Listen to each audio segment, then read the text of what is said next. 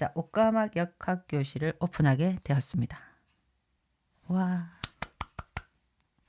예. 아무도 기대는 하지 않았겠지만 저는 오픈하기로 결정을 했습니다. 바로 오늘 지금 이 시간에.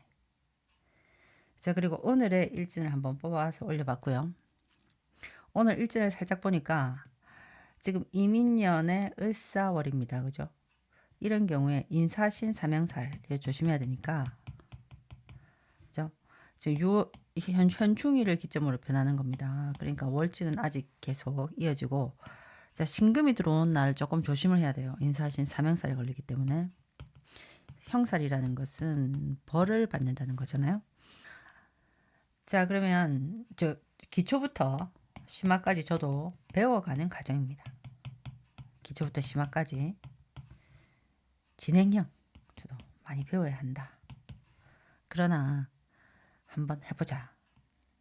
우리가 보통 이제 나는 누구인가라는 질문을 누구나 하죠. 나는 누구인가? 나는 누구인가? 나는 누구인가? 누구나 궁금해합니다. 자기 자신에 대해서. 가장 쉽게 알 수 있는 방법이 뭐냐? 역학을 하는 거죠. 보통 이제 나는 누구인가라는 질문에 대한 대답은 굉장히 철학적이고 추상적이라 뭔가 종잡을 수 없는, 뭔가 딱 잡히지 않는, 나는 그래서 뭔데? 다 듣고도 그래서 뭔데? 결국 이거는 내가 찾아가야 되는 거죠. 누가 나에게 어떻게 말을 해줍니까? 나에 대해서 나만큼 더 잘 아는 사람이 있겠습니까? 먼저 여러분 정말 나는 누구인가 알고 싶은데 가장 손쉽게 알 수 있는, 방법은, 자, 만세력을 통해 내가 누구인가 한번 뽑아보는 거죠. 이 만세력을 일단 다운받으세요. 무엇을 다운받느냐? 가장 요즘 많이 만만하게 다운받는 만세력이 아마도 요 천을 기인 만세력이죠. 천을 기인 만세력을 보면 여기 사주를 입력하는 곳이 있어요. 여기 사주를 입력하고 저장을 한 다음에 이제 새로 고침을 해서 사주 목록을 보면 조회를 할 수가 있어요. 도움말이 가시면 요 설명이 되어 있습니다. 앱 메뉴에 대해서. 잠깐 약간의 상식이 나와 있죠. 앱 메뉴에 대해서 설명이 되어 있다. 만세력 화면에 대한 설명이 있습니다. 예, 천간의 합중, 지장간이 뭐다, 12운성이 뭐다, 나법 오행이 뭐다, 형충해압이 있고, 오행의 수가 있고, 공망이 표시되어 있고, 천을기인과 월령이 안내되어 있고, 신살이 있고, 또 그 외에 기타 신살이 있다. 그리고 설명이 조금 있으니까 이걸 참고하셔가지고 이제 보면 되겠습니다. 도움말이 있습니다. 여기 들어가 보시고 이렇게 해서 사주를 입력해서 내가 뭐다. 천간에 대해서 살펴보도록 하겠습니다. 천간은 갑, 을, 병, 정, 무, 기, 경, 신, 임, 개. 자, 이렇게 10가지. 자, 한글로도 써보죠. 갑을, 병정, 무기, 경신, 임계. 그리고 음양오행이라고 합니다. 음양오행. 우리가 음양을 정하고 오행을 정해야겠습니다. 자, 음양을 정하자. 음양.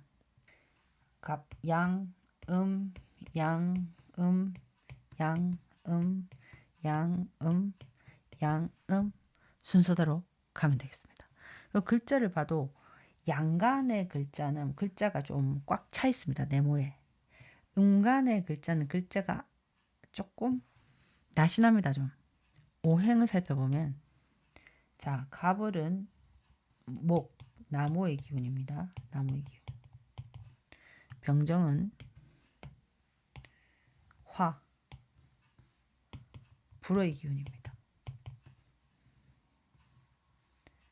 토, 흙의 기운입니다. 금, 쇠의 기운입니다. 수, 물의 기운입니다. 금, 수, 목, 화, 토 이러한 기운입니다. 자, 출발은 나무가 자랍니다. 꽃을 피우고 열매를 맺고 다시 땅에 떨어져 그런 일련의 과정이 나타나 있습니다. 자, 그리고 서로가 어떠한 관계를 맺느냐. 자, 그러면 상생에 대해서 알아보도록 하겠습니다. 상생. 상생이란 무엇이냐. 자, 출발은 금으로 합니다. 금은 열매이고 이 열매 안에는 씨앗이 들어있습니다. 그러면 금은 물을 만나야 싹이 트겠죠. 그래서 물을 찾아갑니다. 금은. 그래서 금생수라 하여 금은 수를 생한다. 수생목이라 하여 자, 물을 만나면 금이 물을 만나면 싹이 트죠. 그리고 목생화. 자, 싹이 트고 꽃이 핍니다. 자, 그리고 꽃이 피고 열매를 맺게 되는데 이 과정에서 중화 단계가 필요하다. 토를 거치고 토는 항상 중화시키는 어떤 재료로도 사용이 돼요. 항상 이 중간중간에 어디든 낄 수가 있는데 화에서 금으로 넘어가는 과정에서 중화시키는 단계로 토가 들어갑니다. 그러니까 불이 나면 그죠? 재가 남죠. 재가 남아서 결국 흙으로 다시 돌아간다. 그렇게 이해하셔도 되겠습니다. 금생수, 수생목, 목생화, 화생토, 토생금. 어떻게 돌아가느냐? 금수목화토로 돌아간다. 금수목화토.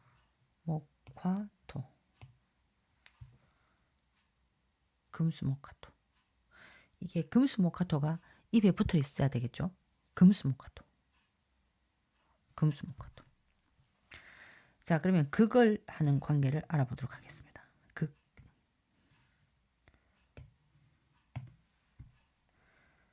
자, 먼저 금은 수를 생하기 위해서 수가 생하는 목을 극해야 합니다. 한 대 맞아라. 뻥.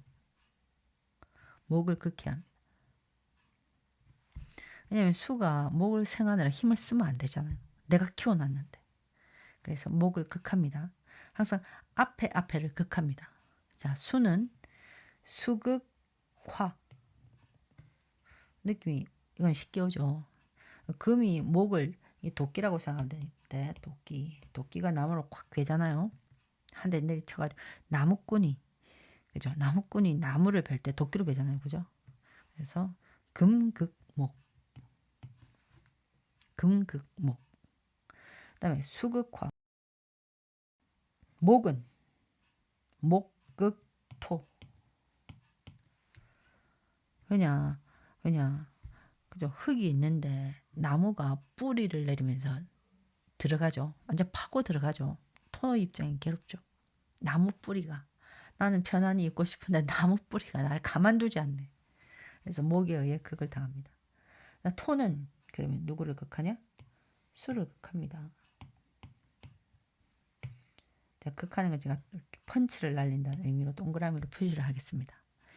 토극수. 흙의 기운이 물을 막아버리는 거죠. 우리가 물길이 이렇게 가고 있는데 여기 흙을 만나면 물길이 갇혀버리죠. 댐을 쌓으면 물이 갇혀버리잖아요. 화는 화극금. 그래서 녹여버리죠.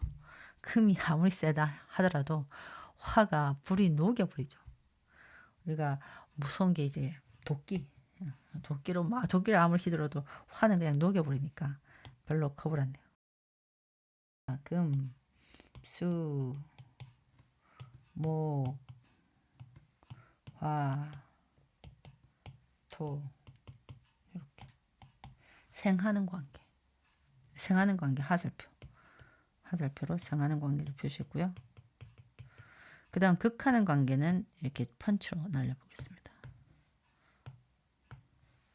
극하는 관계 한 대 맞아봐라. 이제 목, 금극목, 수는 수극화, 화는 화극금, 토는 토극수. 이렇게 목은 목극토. 이렇게 생극의 관계가 놓인다. 그러므로 절대 강자는 없다는 걸 여러분은 아실 수 있을 겁니다. 이런 걸 보면 절대 강자는 없다.